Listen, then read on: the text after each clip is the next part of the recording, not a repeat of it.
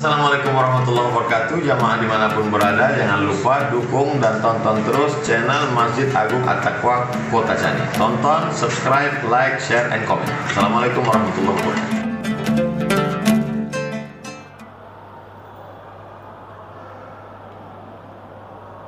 Assalamualaikum warahmatullahi wabarakatuh. Alhamdulillah, alhamdulillahilladzi akhrajana minadh dhulumati ilan nur wa hadana ila siratihil mustaqim. Ashhadu an la ilaha illallah wahdahu la syarika lah wa ashhadu anna Muhammadan abduhu wa rasuluh. Allahumma rabbi shrah li sadri wa yassir li amri wahlul 'uqdatam min lisani yafqahu qawli. Allahumma shalli wa sallim wa barik ala sayyidina Muhammad wa ala alihi wa sahbihi ajma'in. Faqala Allah ta'ala fi kitabihil karim, a'udzu billahi minasy syaithanir rajim. Bismillahirrahmanirrahim. Wa bil walidaini ihsana. Shadaqallahul azim. Alhamdulillah, buat langkah yang paling utama, marilah kita bersama-sama mengucapkan puja puji syukur kita atas segala nikmat yang masih Allah berikan kepada kita, terutama nikmat yang kita dapatkan sampai pada malam hari ini. Di siang harinya kita berpuasa, dan di malam harinya kita melaksanakan qiyam Ramadan, yaitu melakukan rangkaian-rangkaian ibadah di malam bulan Ramadan. Kemudian salawat dan salam senantiasa kiranya tercurah keharibaan Nabi besar Muhammad sallallahu alaihi wasallam kepada keluarga dan sahabat beliau sekalian. Hadirin sidang salat jamaah Isya dan tarawih yang dimuliakan oleh Allah Subhanahu wa taala. Malam hari ini kita sudah berada di malam yang ke-15 dari bulan Ramadan. Artinya kita sudah berada di pertengahan 10 kedua daripada bulan Ramadan.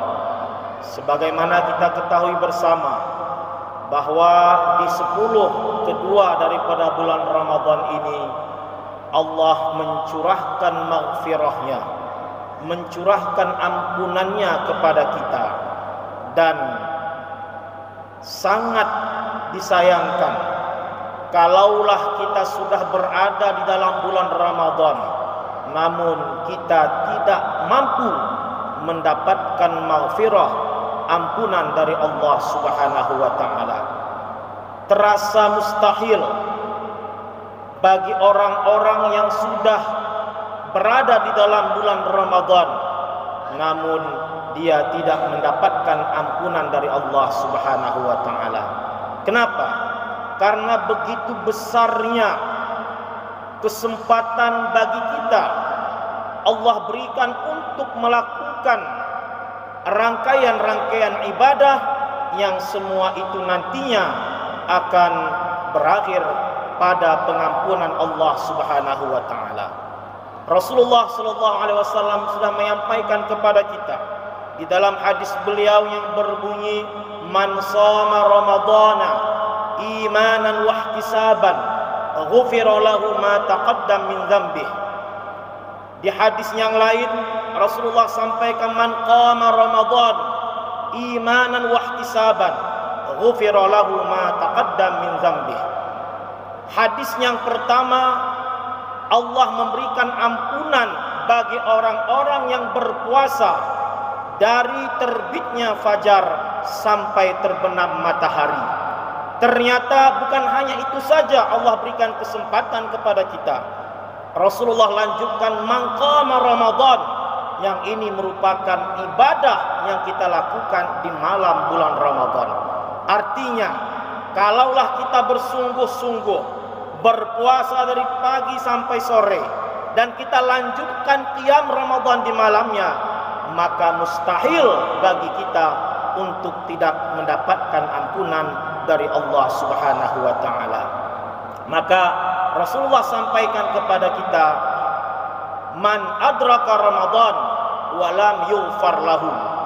Celaka bagi orang yang bertemu dengan bulan Ramadan tetapi dia belum mendapatkan ampunan dari Allah Subhanahu wa taala. Namun, apakah semua kita yang beribadah di dalam bulan Ramadan akan Allah berikan ampunan?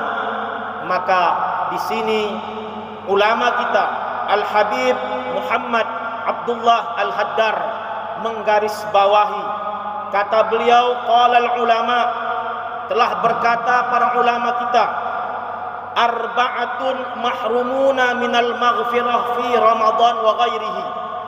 Ada 4 golongan manusia yang terhalang, yang tidak mendapatkan ampunan dari Allah di dalam bulan Ramadan dan di luar bulan Ramadan. Siapakah mereka? Kata beliau, yang pertama, aqul walidain, orang yang durhaka terhadap kedua orang tuanya.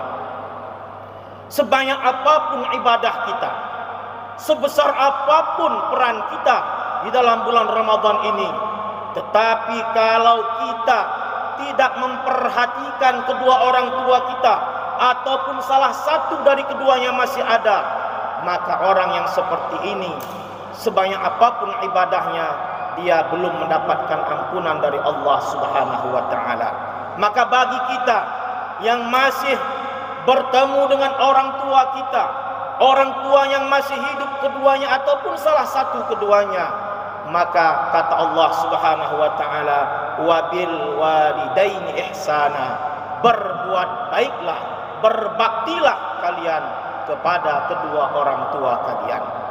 Jangan sampai kedua orang tua kita terlantarkan, jangan sampai kedua orang tua tidak kita perhatikan.